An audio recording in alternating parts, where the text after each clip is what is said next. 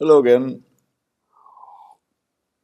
This is part 2 of using Adobe Experience Design. Okay, so we'll just continue off from where we left, and perhaps we'll start out with making these 3 different pages: sequence 1, sequence 2, sequence 3. So I'm gonna take this page right next to the first page, and I'm gonna make it the one for sequence number 1. And I'll just make a block with the rectangle tool to put a picture in here, and perhaps, make it this size.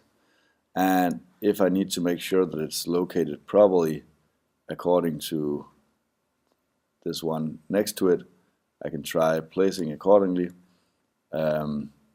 perhaps using the pixel grid as well. I'm just gonna place it, and like I said before, if we want the pixel grid, we can just click the name of the device, the name up here, and we can choose pixel grid, and that way we can zoom in and make sure that it's located exactly like on the other page. I'll just switch it up. In here I want the picture to be, actually I want it to be a bit smaller, perhaps, so it's more like this, so there is room for some information at the bottom. And I'll place a picture, so I'm gonna open my Finder and perhaps choose this picture number 1. I'm gonna place it in here like that, and perhaps make some changes to the picture. But instead now I'm actually just gonna ready 2 more pictures. So I'll click the repeat grid, and I'll just drag it to the right, reps like that. So we have 3 pictures. That's going to be for page number 1, 2, 3. Again, I'll click Finder to locate my picture files. Gonna find those 3, and I'm just gonna select them all. Gonna choose for it, move my files onto picture number 1, and release my mouse button. So that way it creates those 3 different pictures, and after doing so I'm just going to click once outside, then click once again on the picture and click Ungroup Grid. That way it becomes 3 different pictures, and that way we can make duplicates of the iPad 2. That's Command D, and this should, result in pictures being available for your document in the same size that you're supposed to have them in.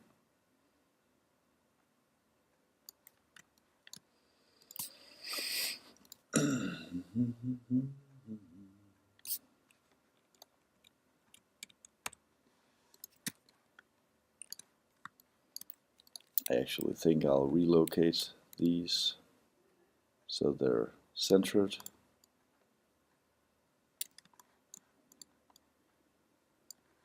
Yeah, perhaps like that. And perhaps I'll also adjust page 1 so it's centered like that.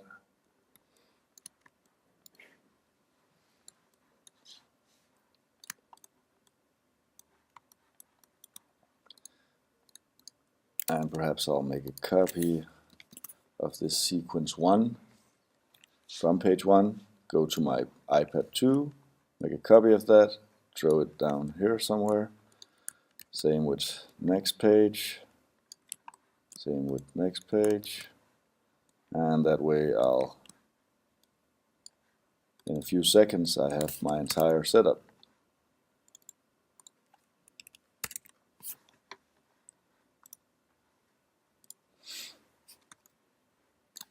Okay, so just to get an overall view, I'll zoom out, and that looks exactly like I wanted.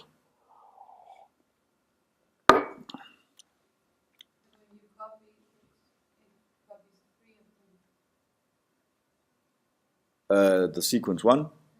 Oh, well, then it's because you need to double click on the text box, and then afterwards you shift click on the other, you know, the blur box in the background. So I'll just double click the text box, whoops, sorry, and shift click the other box, and then copy and go to the next page by clicking on that page and then pasting. Does it still paste 3 different boxes then? Okay, super.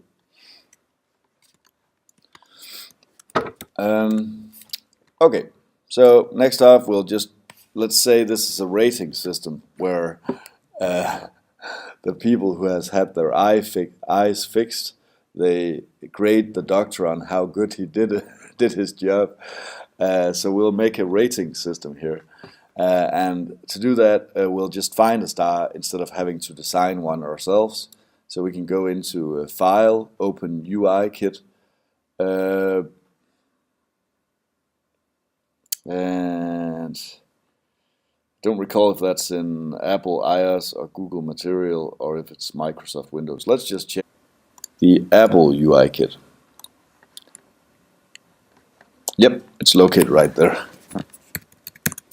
Add to favorites. So you can click on the star. I'll just click once on the star, click copy, and then, you know, paste it into this other document. I'll put it on sequence 1 page. Perhaps make the star a bit bigger. And when it's big enough, I'll click the repeat grid, and I'll just drag the possibility of choosing 5 stars.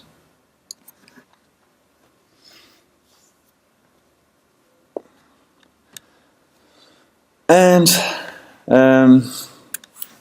perhaps I suggest that you simply click copy, go to the next page, paste, go to the next page, paste. That way we have these stars on each and every page.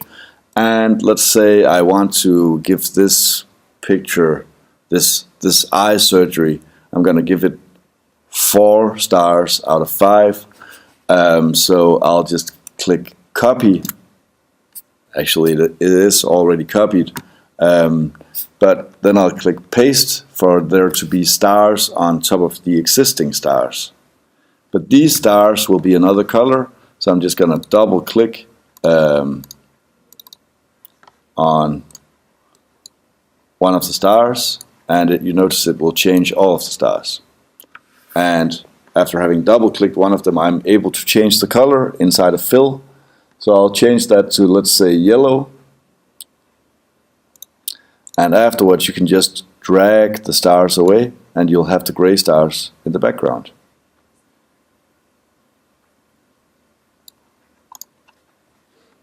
Does it show like that on your screen as well? Are you still with me? Oh, the stars are located in File, Open UI Kit, Apple, iOS. Yeah, and it's then located under Favorites, under the area called Share, the layout called Share. If you zoom in on that one, yeah, just copy the star that's located here. What was your question? No, I don't have like the star. I have the square around it, and then the star is like. Okay. Then it's because when you click to select this, you accidentally click the square instead. So then you need to click the star.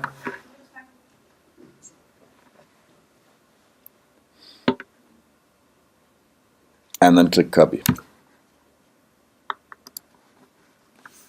Okay, so I'll just start all over. But this time, again, I'll click paste. Whoops, sorry. I already had 5 stars in the paste. So I'll just click this star, copy it, go to my page 2 iPad, click paste. And now I have a star in here. I'll just make it a bit bigger. Gonna drag it a bit bigger.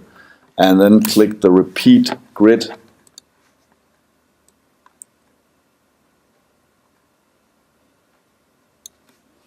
Actually, I think I'll just click undo. It became too big. repeat grid again,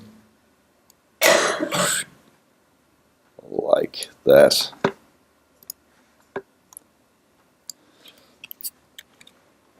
Okay, so again, copy. Have you made all these 5 stars now?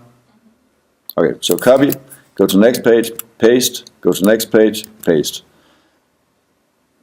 Go to the first page that has stars, paste again, so it pastes new stars on top of the existing stars.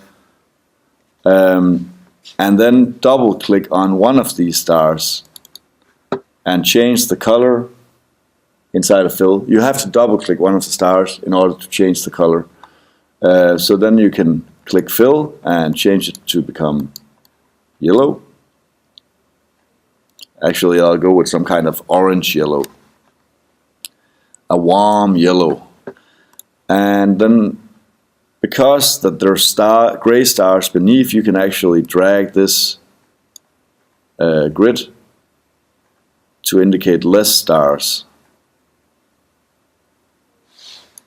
So for example, now I've given it 4 stars out of 5. It's mostly to, give the user who is viewing this afterwards the idea that, oh, there's actually a rating system on this page.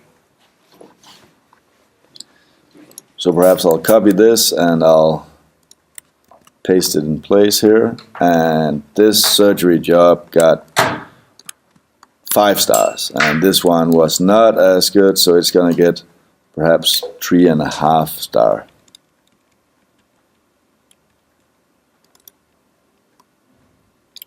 Oops.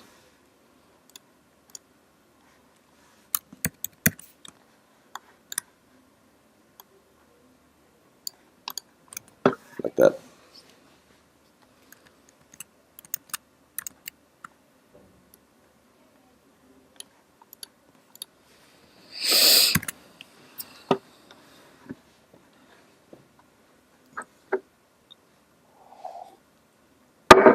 Notice actually that if you import vector graphics into this program, you can actually go in and click on it, and you'll be able to actually edit some of the different vector that is drawn inside of Illustrator.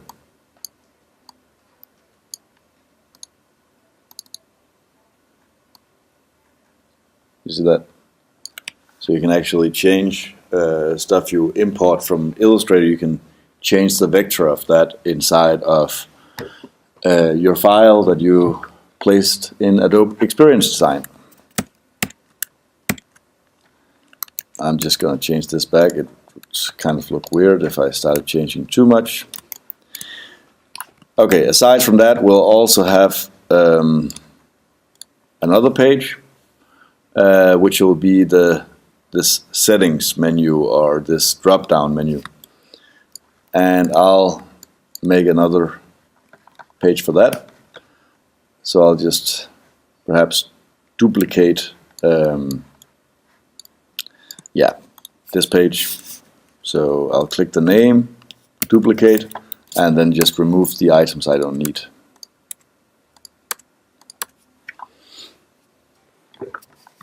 So this is the drop-down feature. I'm gonna draw a shape right here, and let's say I want 3 different menus, 3 different areas I can click. I'm gonna remove the border. It doesn't need a border color. I'm gonna put some fill in here. Let's say this is gonna be, since the pictures on this page have some kind of orange theme to them, I'm gonna make this a bit orange, flesh toned-ish.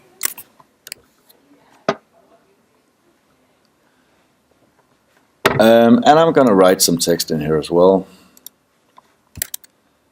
So this will be, I'm gonna write text.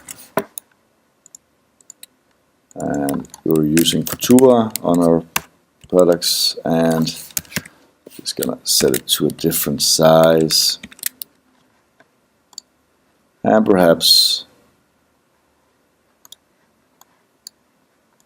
in yellow, in white.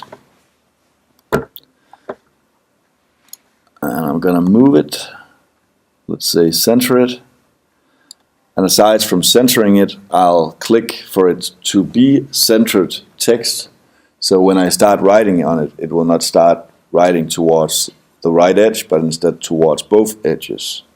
So in the text formatting controls, you can click for it to be centered text, and that way when I write something, let's say I'm gonna write, where could you go, to your own, let's say, profile, to your own profile. Okay, next up, I'll take these two and I'll group them, group. So I'll click one and I'll shift click the other. So now this is a group, then I'll click repeat grid, and we can go in here and we can make, you know, some different options. I think again I'll just make 3 and perhaps move them down a bit.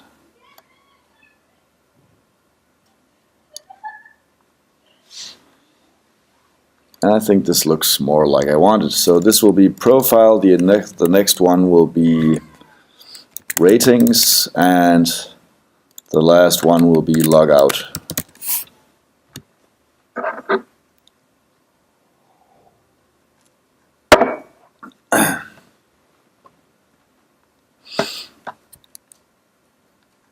Because this one is orange already, I want some variety, so I'll double click the next one and choose another color, but you notice when I do, it changes all of it. So of course I need them to not be thinking they're trying to copy each other, so I'll click outside my repeat grid, click inside again, and then ungroup the grid. That way I can double click an object and choose for that to have a specific color.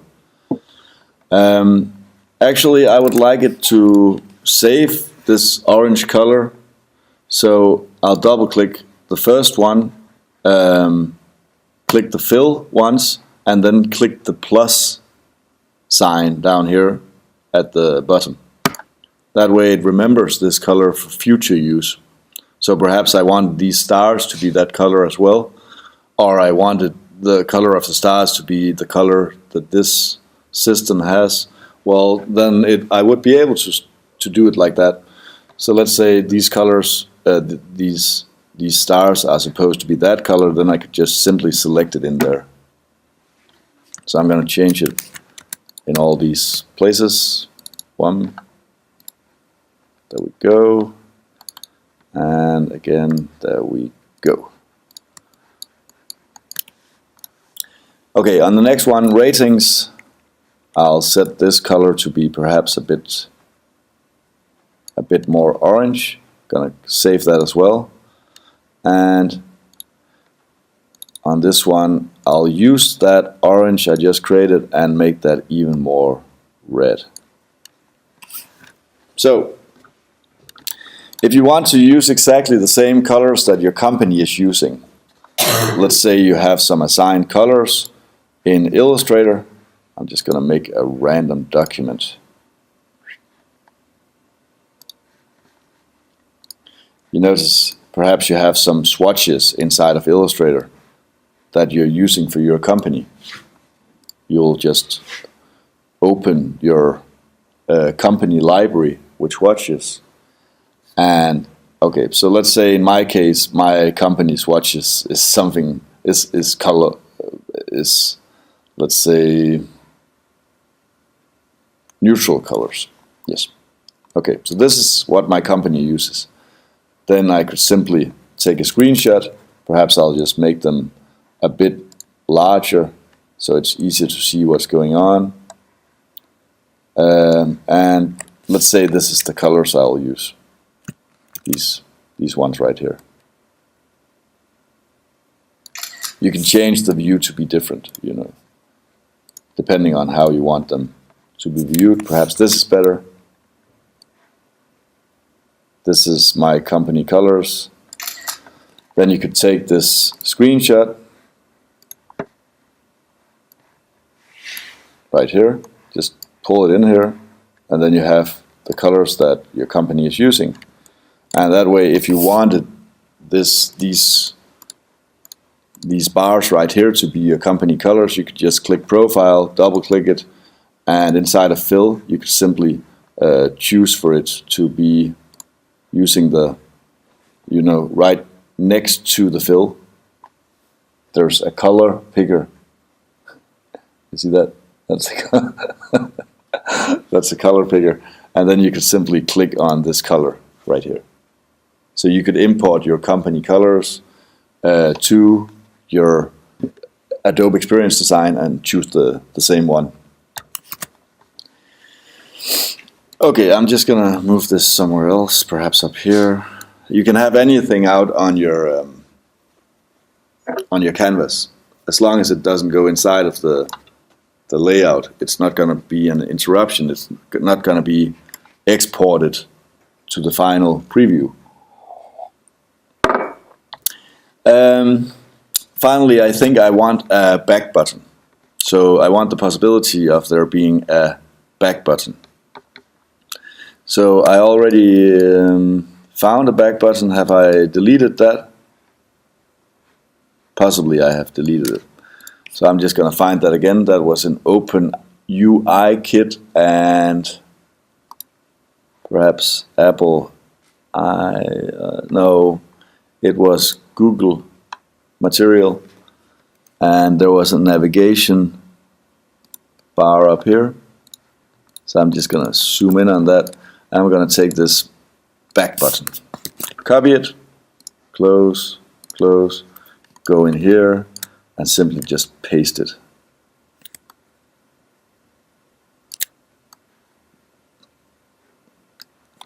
And perhaps I need to change the color to white,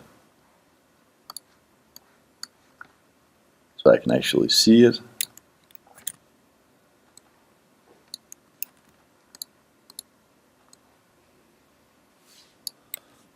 Perhaps make it a bit smaller.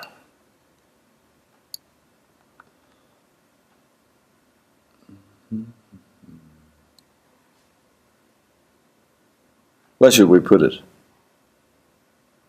Should I put it at the bottom or up here by the top? Or next to this one? What? At the bottom? You want it at the bottom? Okay, we'll put it there. I think I'll actually then put it all the way down here. Copy, go to next page, paste, go to next page, paste, go to next page, paste. Layout wise, I don't think this is ideal. Then I would need to move around the stars and so on. But let's just say this is how it is. And we'll live with that, and it's cool. So this is actually our entire app. I know this will be our entire preview that we want to show our customer. This is how it will look. This is how it will work. You could, of course, make many more pages. For example, inside of the profile, you could make a profile page as well. If you want to toy around with that, I included inside of the Finder, I included a folder called Profile Pictures, so you could try messing around with making a profile page as well. There's a lot of different pictures here. All of them are my friends. So I. Also yours. That's why I left. What? I left during the lesson because I saw one of your photos on my computer.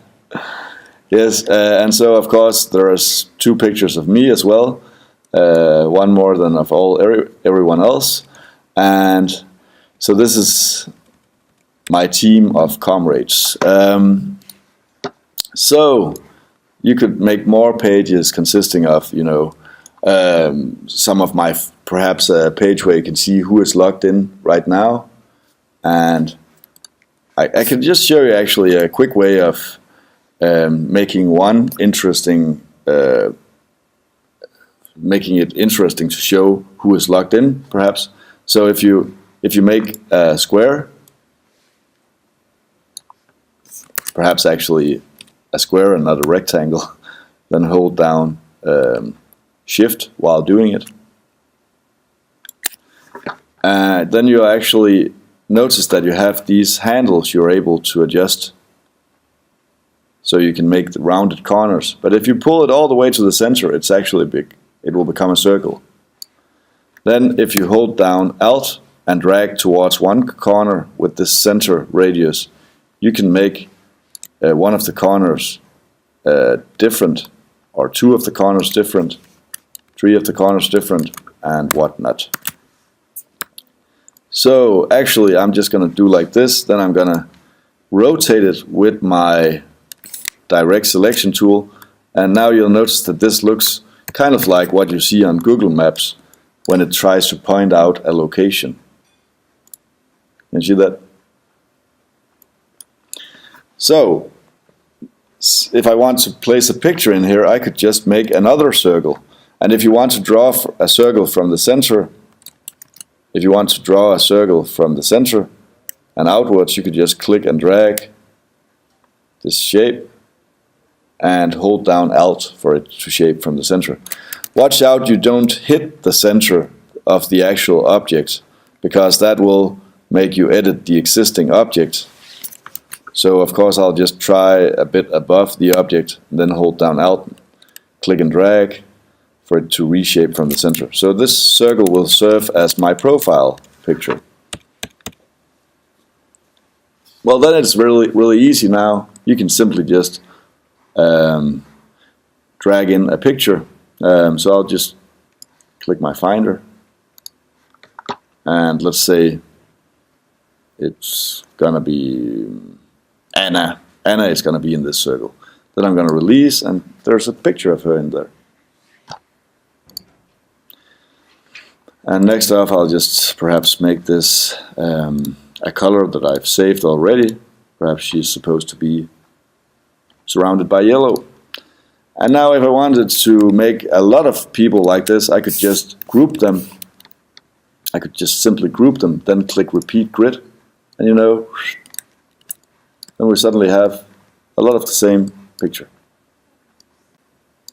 And if I then wanted these to be of other people, I could simply count 1, 2, 3, 4, 5, 6. There's 6 pictures here. I'll then go to my Finder again and select 6 pictures, then drag it inside of this circle, and you'll notice then we have pictures of different people. Then I can click once outside, then click once inside again, this group, and ungroup it. Ungroup the repeat grid. And then we have them as separate profiles that you can move around as you want. So this is a very quick way of making your team to show who is logged on, for example. Does it work for you? Yeah. So actually, because since we did this already now, I'll just make a duplicate, and let's say this is a profile page.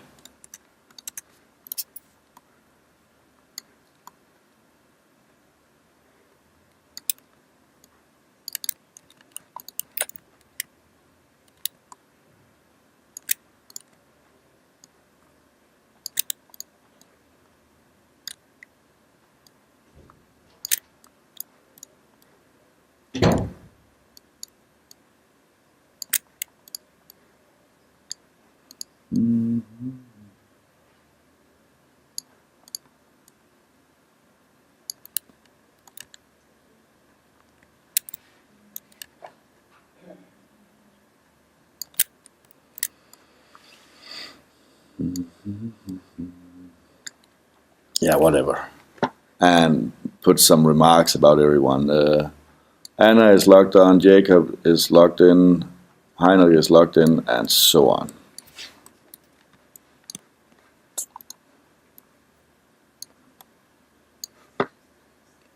Perhaps I'll just actually draw a box.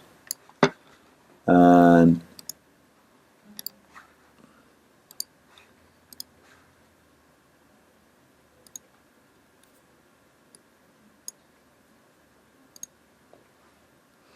Actually, I think I'm gonna use the pen tool to draw a specific shape.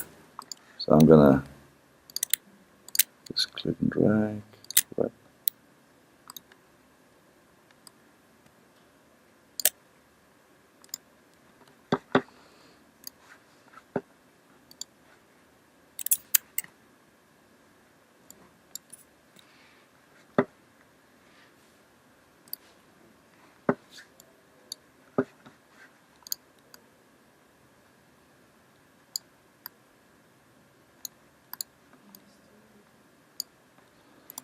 And perhaps write some text. Jacob says, Lemmy drinks are on sale today.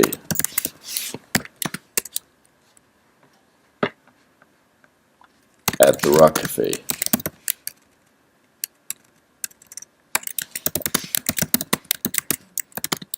Remember to show up.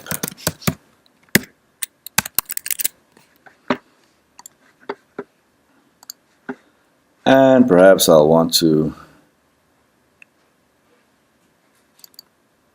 change this a bit. You can go in like the regular pen tool and just start changing how this is supposed to look. Perhaps you want it to be a bit different here. You can double click an anchor point to, if it's a corner, you can double click it to make it make the handles visible so you can change them. If you don't like it there to be handles, you could double click it again to make it to remove the handles and so on.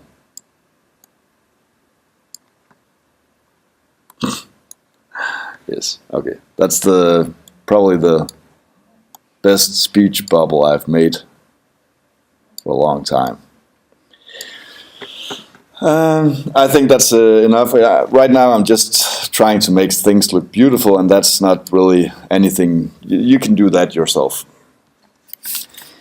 So I'm just gonna delete these from this page, and let's try making this into a navigation system that actually works. So the next thing I'll do is start assigning interactivity between the different pages so we can switch between them. So I'll go up into the prototype. I'll just click prototype, and I got it. Click got it. And here, first of all, we need to assign what is the home, which page will we start on. So I'll click my iPad 2 and just make sure this is the home. And so you'll notice that next to the home it has this small blue mark. So you just have to set that. You can change it at any time. You can change that. So, but I want my home to be this first page. That's where you start.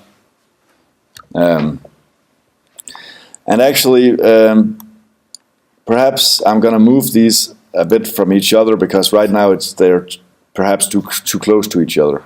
So I'll just perhaps move my iPad 1 up to here, and I'm gonna delete that one. And perhaps if I want to move iPad 2, I can, if you want to move an artboard, you do it by clicking the name and then dragging the name. And I think I'll want it to be like this perhaps, and this, and this, and this. Okay, that makes better sense. Okay, so again I'll go into the prototype, and now I want to tell it what to do depending on what you click. So if I click up here on the navigation element, I'm just going to zoom in so you can see that. If I click on this navigation element, it should attach itself to this page right here. So I'm going to zoom out again, I'm going to click this, and I'll simply, you notice when I click this area, it will show that there's an arrow next to it. Then I'll click and drag from that arrow and point down to this page down here, and then release. Okay, then it's going to ask which effect do you want when I go from this page to the other, and I'm going to choose for it to slide down. This menu will slide down on top of the other, so slide down. And the easing is how the transition will, happen. Will it ease? Will it be none? Then it simply just switches over to then there will be no speed. This is the speed that the transition comes in at. So this is just a matter of will it start out quickly and then slow down as it's sliding down, or will it start out quickly, rolling the animation, the page down, and then end out being slow? Do you understand what I'm trying to say? It's how you switch from one page to the other, how the speed will be of you switching between those two pages. Okay, so you can also set how fast this happens actually by changing the duration. Right now it's set to 0.2 seconds. That's a fifth of a second, which is quite standard for a transition to be. But you could set this all the way up to 1 second. You can actually type more than that if you type it in, but it's going to feel like forever if it takes more than a second for a page to flip to the next page. So it's probably 0.2 is a fine value, but depending on what you need, you just put it to the value, to a value according to that. So this is if you somehow put it incorrectly, you can say, oh, it was supposed to go to iPad 4, not iPad 5. But you can also just drag it there. I would say that's easier, but it depends on how many pages you have in this document. Okay, so if I click on this eye right here, I need to double click that, otherwise it's going to select the entire group. If I click on this eye right here, it goes to iPad 2. If I then again double click on this eye right here, it's going to go to iPad 3. And if I double click on this last one, it will go to iPad 2. Perhaps I didn't want slide downs. It's going to remember what the last thing you set it to be was. So I'm going to choose for this to be perhaps dissolve instead. So it's just dissolving itself and the other page is showing up. It could also be none, that it simply just changes immediately. Dissolve, duration perhaps set to 0.2. Ease in. See now, because I've made all of these trees at once, I have to change them all at the same time. One after one. Ease in, dissolve, and finally this one, 0.2. Dissolve, ease in. Okay, so when I click this one called Profile, perhaps I'll go to iPad 6. And there's no other way to go to Profile. You have to get to the menu in order to do that. Ratings, of course, we would have to make a separate page for that, which we haven't done. Logout, I would have to make a separate page for that as well, which we haven't made, but you could do that. Okay, so for this back button, there's no sense in making a back button for the home, so that should actually be deleted. I'll go back to design and I'll delete it from design. But for the other pages, it's natural. So here at this back button right here, I'll choose for that one to go to page 1. And let's just say we're gonna go slide right. Yeah, and again, all the way up here, slide right. And again here, it should be set to slide right.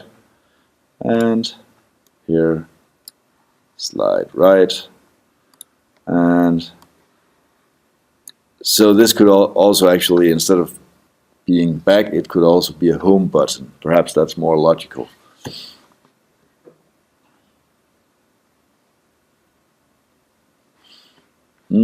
Yeah. So let's see if this works. Are you with me still? Are you still with me? Yes. Cool. So let's click the play button to get a desktop preview, and it should open up like it was an iPad format. And here we'll see if I click this button, it opens up. Whoa, that was perhaps too fast. Did you see how fast that was? Boom. Whoa. So 0.1 second, I won't use that again. That was perhaps too fast. It's kind of confusing. So perhaps this 0.2 second is better. You see, at least I have some time to notice what's going on. But you know, you can change the transitions as you want. But so clicking here, I switch page. Clicking up here. Oh, perhaps I forgot to make this menu as well. So I'm just going to fix that. Okay, this goes to page iPad 5. This goes to 5. This goes to 5. And this goes to 5. Okay, and also the transition to 5 from up here was too fast, so I'll just say 0.2 seconds and then I'll try again. So we can just test it. And that perhaps that was still too fast, but we can see that it's showing up as it's supposed to, and you now actually have an interactive mock-up of a potential app that could be developed, and you could show this to your customer, your client, your boss, and they will say this is just fantastic, or they will say this is really a bad idea to let clients review how bad we did our surgery. So they'll fire you and hire someone else to do this in Adobe Experience Design. One last thing is that you're able to also actually edit this live. So if you connect your iPad, you can see the changes live as you do them.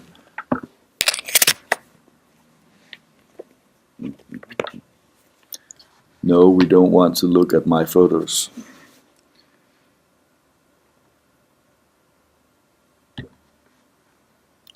So if I output this to my device, I'll just open my Adobe XPD, yes, and click for it to device preview.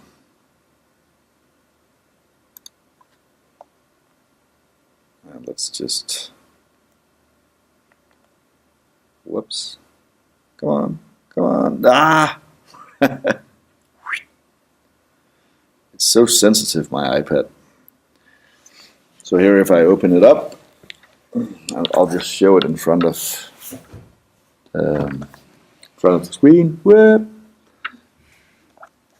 So if we test it here, we can see that it's actually working as it's supposed to. Profile, and so on. But also, if you start making changes, let's say I'm clicking on one of the boards, it will actually change on my iPad. And let's say perhaps I'm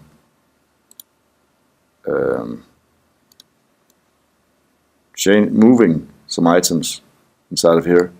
You'll notice that it will do it live on my iPad, so I can actually see, is this working better in a full screen preview, which for some will be a very helpful feature. I'm just gonna click undo and show you the possibility of sharing this as well. So I'm gonna disconnect my iPad. Thank you, iPad, for your 30 seconds of glory. And I'm gonna share this with the entire world. So I'll click share online. I'll perhaps put a picture in here because I want a small thumbnail so people can see that's the file. So I'll just open my Finder. And what do I want? Perhaps I want the logo in here. So I'll just try dragging that in, but it only wants to accept it if it's a JPEG. So I'm not going to save my logo as a JPEG. Instead, I'm just going to take one of these pictures from in here. Let's say this one. That will be my small thumbnail for this project, which then like an app icon, right? So I'll allow comments. Well, actually, perhaps I don't want people to comment it because I know that my app is cool. But if you're critical and you wanted perhaps to people could be able to comment on changes that could be made in the team, for example, that could be very valuable, then allow comments, of course. Then create link.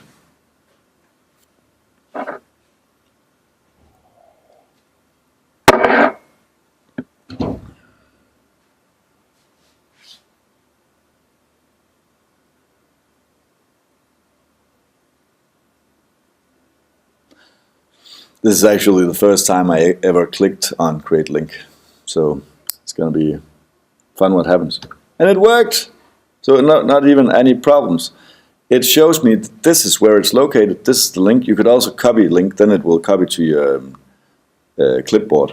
So I'm just going to click copy link. And then if I actually paste it into my browser, it's going to be there. But you could also just click the link and it will open up in your browser. And see, this is the app icon for it. And here you'll be able to share it with anyone. You can simply copy this link up here, copy, and send it out to someone. See, if I open it in a new browser, everyone will be able to see it. And they will also, if they're signed in to with their Adobe ID, they can leave comments. And you know, it's free to have an Adobe ID, so it doesn't cost anything. It's because it's located on the Adobe cloud, so they will need to have an Adobe ID. But who doesn't have an Adobe ID these days, you know? So, really, do I really need to sign in? Okay.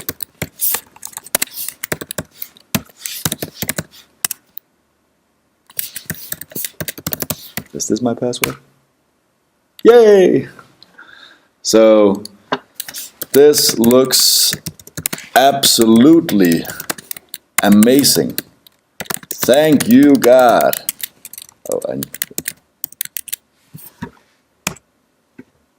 and so then we can see what our clients think of the product, or what the team thinks of the product.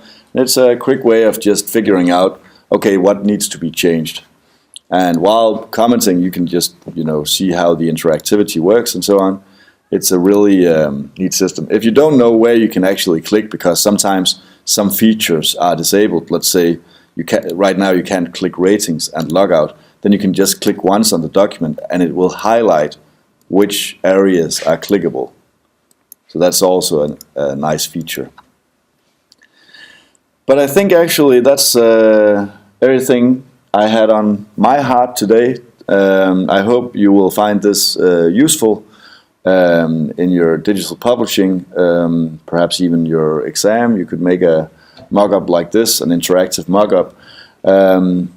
Or if not, then at least you could use it to make mock-ups in the future for other projects, not just digital publishing, but also, you know, just a regular web page layout, a sitemap that has layout integrated into it, perhaps even a wireframe map of a web page. You can really use this for a lot of designing, for making prototypes of the products you need. That's it for me. Thank you for listening. Bye bye.